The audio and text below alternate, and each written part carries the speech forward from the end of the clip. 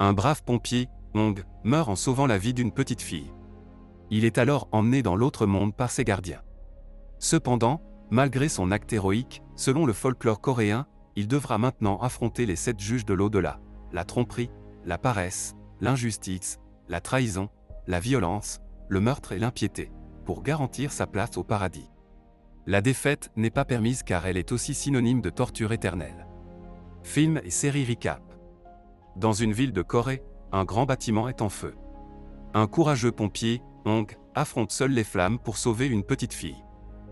Il se jette du bâtiment condamné, la jeune fille dans ses bras, mais sa corde brûle. Il chute et amortit le choc avec son corps. Sa vie entière défile alors devant ses yeux, mais étonnamment, l'homme parvient à se réveiller indemne. Le sourire aux lèvres, il part retrouver la fillette qui a accouru voir sa famille, mais étrangement personne ne semble l'entendre. Soudain, il entend une voix l'appeler au loin.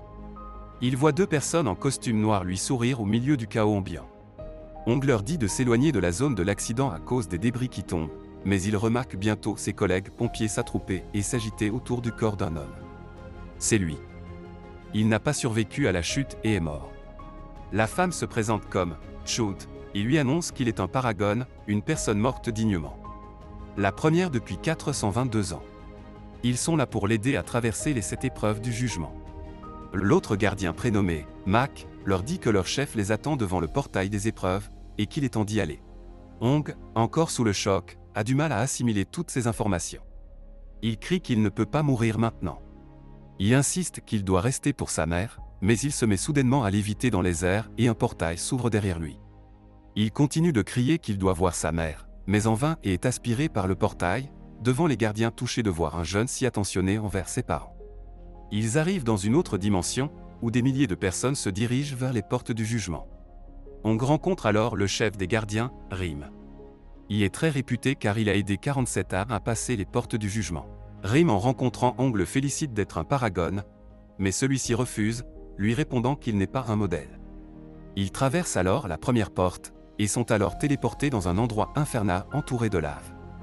Ils sont arrivés à l'enfer des meurtriers.